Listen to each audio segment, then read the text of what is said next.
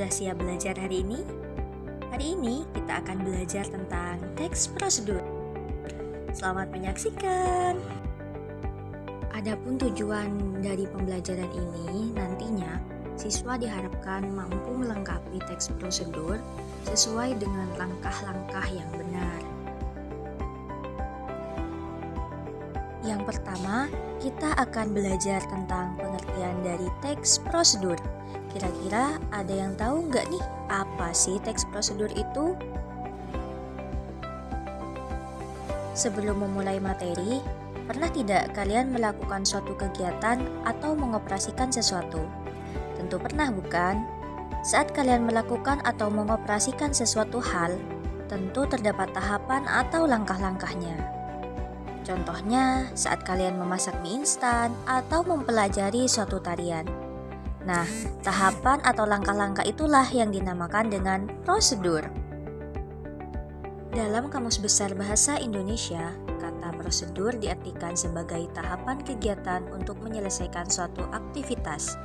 Maka dapat disimpulkan bahwa teks prosedur adalah teks yang berisi tentang cara melakukan suatu hal secara berurutan.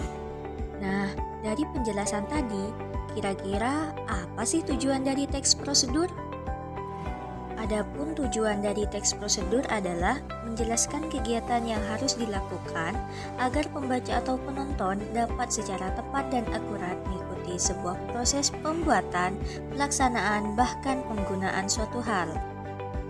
Selanjutnya, kita akan membahas ciri-ciri teks prosedur. Terdapat 4 ciri-ciri teks prosedur.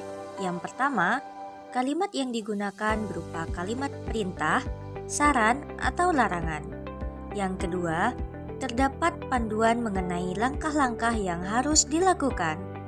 Ciri yang ketiga, memuat aturan atau batasan dalam bahan ataupun proses langkah kerja. Dan ciri yang terakhir adalah langkah-langkah disusun sistematis atau berurutan. Kemudian, apa saja sih jenis teks prosedur itu? Terdapat 2 jenis teks prosedur. Yang pertama, teks prosedur sederhana, dan yang kedua, teks prosedur kompleks.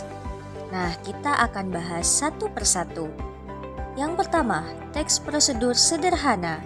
Sesuai dengan namanya, teks prosedur sederhana memuat tahapan atau langkah-langkah yang tergolong sederhana.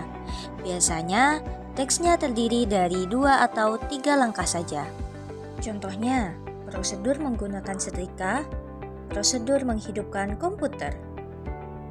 Yang kedua, teks prosedur kompleks. Terdiri atas banyak langkah dan memiliki jenjang untuk setiap tahapannya. Contohnya, prosedur membuat KTP, prosedur membuat nasi kuning. Wah, seru sekali materi teks prosedur kali ini.